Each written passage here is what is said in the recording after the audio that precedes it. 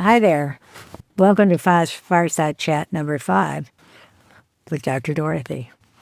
Thank you for joining me with these stories because each week I will share a real life story and then a lesson that inherent in the story.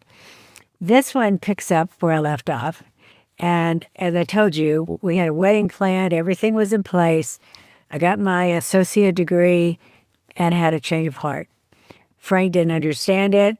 We began to have conflict over that. I was determined that I was going to finish my college degree before I got married at that point. And so I broke that engagement. I went on off to Stephen F. Austin University in East Texas, and Frank went back and finished at Texas A&M. And then he joined the military, which was his whole plan, and went off to, I don't know what all training he had, but he ended up at Fort Bragg preparing for Vietnam. So he spent his time in Vietnam, and during that time, I finished my bachelor's degree in education at Stephen F. And then I had an opportunity to get a graduate assistantship that paid for me to go on and get my master's degree in the Department of Education. So that was like a dream come true. And I wasn't sure that I wanted to keep going on to school after 4 years of college, but with that opportunity to get paid to get my master's degree, I decided that was the thing to do. I accepted that. It was really cool job because I worked closely with the education professors.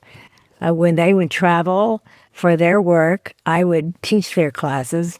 And that was the point at which I decided I wanted to someday get my doctorate degree. And I had not really thought about that path before. So part of my lesson here is that when you make the right decision for moving forward and you do it and you take action, other doors and opportunities can and will open for you.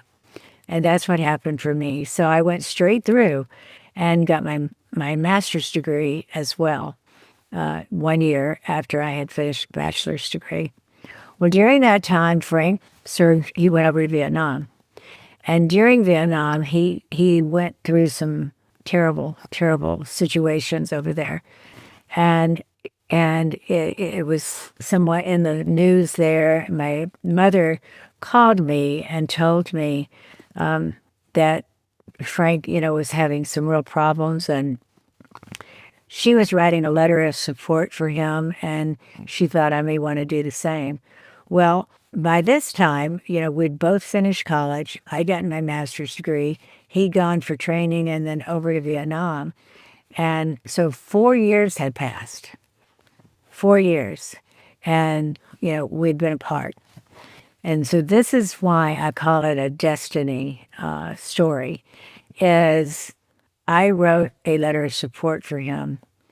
And when he received the letter, he was just, delighted beyond end and reached back to me.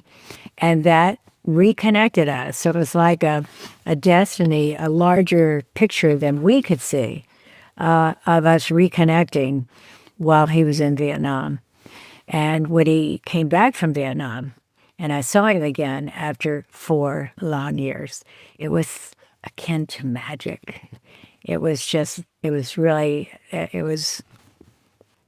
an amazing experience to see each other again after all that time.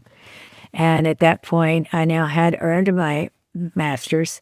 He was a captain in the Army at that point, and he asked me again, would I marry him?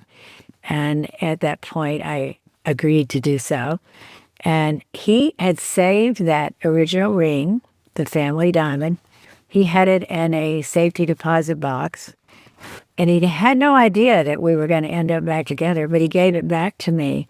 I gave it the same diamond, and again, as I showed you before, I still wear it. I had it reset just a few years ago, and I still wear it to this day.